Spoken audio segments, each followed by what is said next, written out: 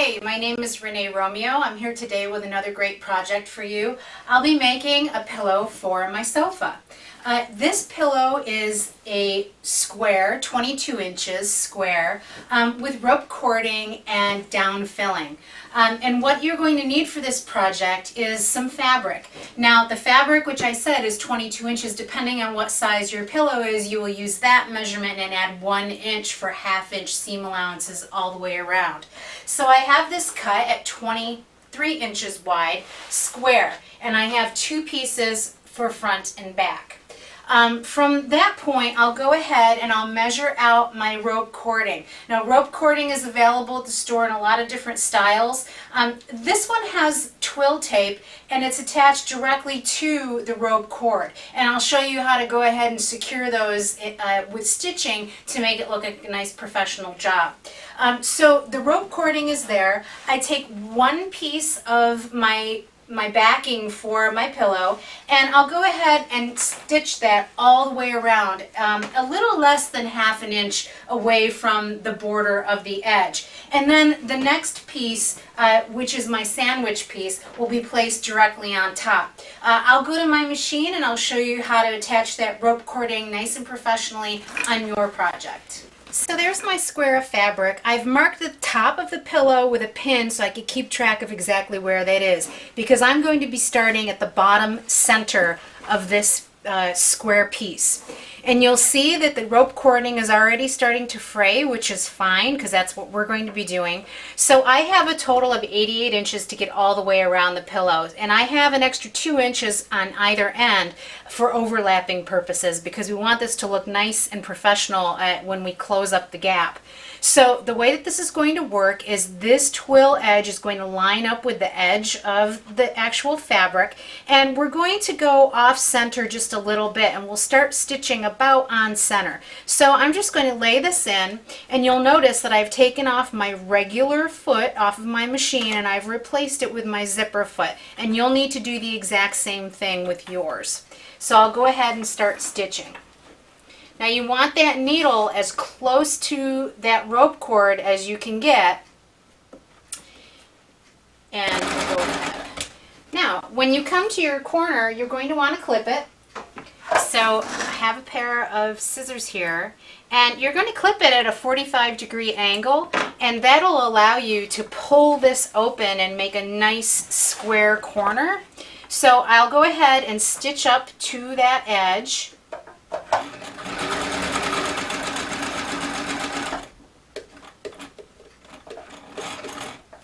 And then turn the fabric. And really the key here, the secret of this, is to take that cording and push it. And you'll see how I make a nice square corner just by pushing it. So you're going to want to do the same thing, and then put your presser foot back down and continue to stitch. And now you'll see just how nicely that is finished in the corner there. So continue the rest of the way until we reach the very center. Back around to the bottom of the pillow, and I have this piece in place. This piece I'm going to cut, and I'm going to cut it at a 45-degree angle, following one of the angles of these little cords. So now that I have 2 separate pieces, I'm going to go in and remove some of the stitching that holds the cording onto the twill tape, and I'm going to unravel this a bit on both ends. Needs to overlap the other one. So see how this is going to come in, and it's all going to look nice and neat, and it's going to look like it's one big piece of cord. If we just manipulate this a little bit and pull and tug on the individual pieces of rope, then we can get this to lay nice and flat and make it look like it's all one big piece.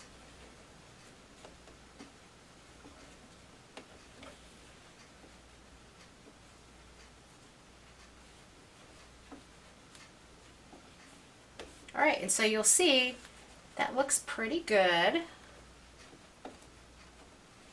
Now, your machine is going to have a little bit of trouble going over this. So all we're really doing here is kind of tacking it in place, so you don't have to worry about pulling your machine over the top of this. And some machines have, you know, really good presser feet that can walk over the top of this. My machine doesn't, but it'll work just fine.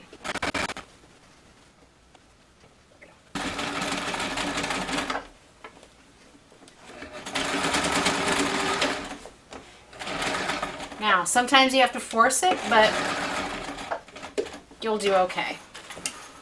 And go ahead and get that off.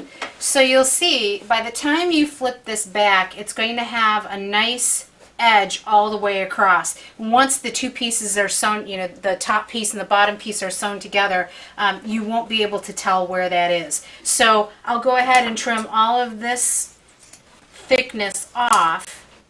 Now I have the corded piece laid with the right side facing toward me, and I go ahead and I line up the tops and I put the face fabric facing down. I always work on the side of the face fabric because sometimes when you sew on your cording it tends to pucker, in which case mine is. So this allows me to keep the piece nice and flat as I'm pinning. I always start with the corners and I kind of work my way in and out just to make sure that I have a nice flat piece of fabric that I wind up with. I don't want to be on my machine pulling and tugging at the fabric because it's just going to make a puckered pillow in the end. So basically what I do is I take this and I pull it nice and taut, and then I can go ahead and kind of walk in and pin it in place. And so I'm going to continue that all the way around the pillow so that I can get this nice and flat and ready to go under the machine. I've switched to my heavy duty machine. This is the one that has upholstery weight thread that it accepts. The only issue with this, however, is that I need to put the fabric on the opposite side so that my cording, if you'll see sandwiched in here, is to the right of the needle instead of left of the needle. It makes it a little bit more difficult to stitch it, but you have the same issue or the same way of doing this with your machine. So you will put yours to the left of the needle, I'll put mine to the right, and it gives you a better view here too as to exactly what's going on. So I'll go ahead and set my needle right in next to the cording, and hopefully you can kind of see that there's a little hump there where I put this down. So there it goes, and I'm going to gently be pushing in on the cording as I stitch so that I get my stitch as close to that corded edge as possible. So here I go. Now this is why it's imperative to have that all pinned in place before you get started because you see it's very easy for the fabric to get off center. So we're just going to go ahead.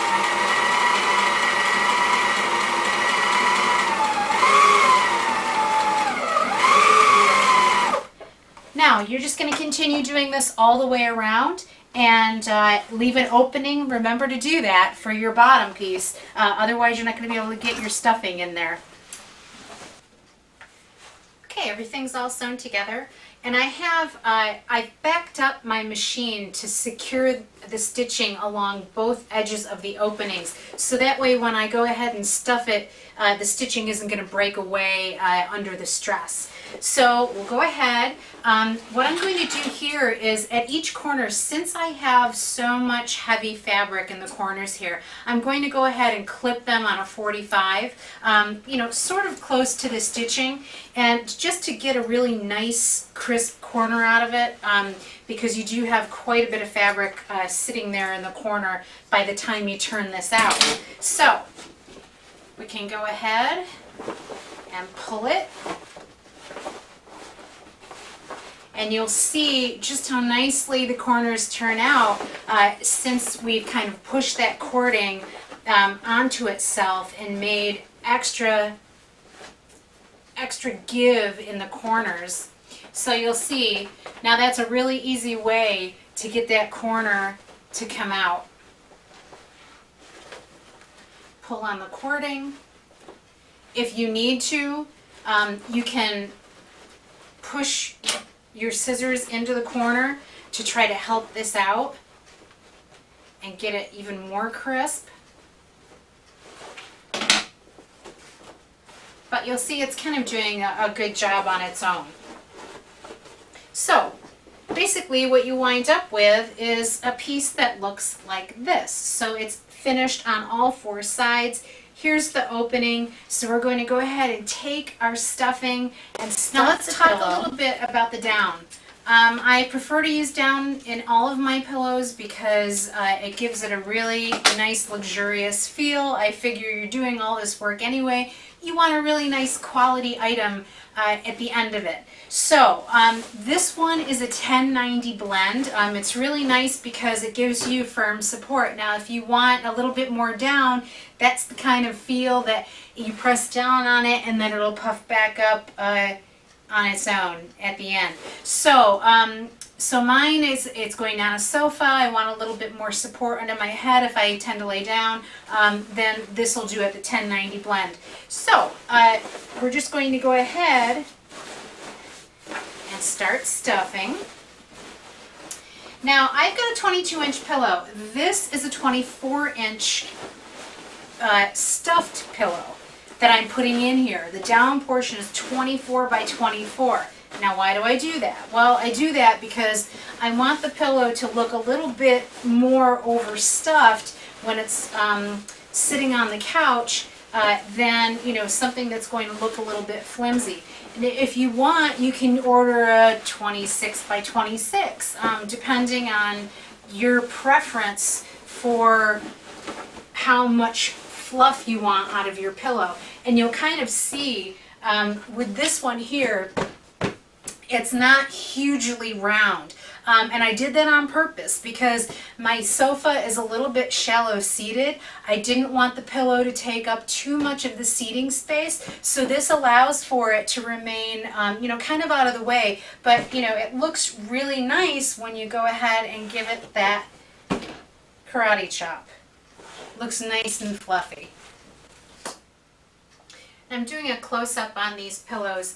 You'll see I have this one already pinned and ready to go. So basically what I do here is I take the raw edge of the piece that doesn't have cording on it and I turn it under 1/2 inch and I pin it.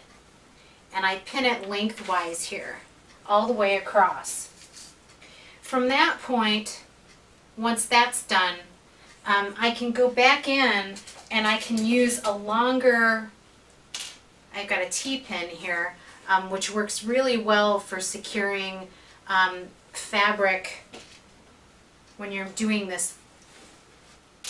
A lot of fabric that you've got to tug and hold together so that the pin doesn't bend. Some of the pins are not quite as strong as others. So I'll take it and I'll go ahead and I'll find the very center of that and I'll pin this in place with the long T-pin. Since the velvet is so thick, I kind of need that extra strength pin in there as well.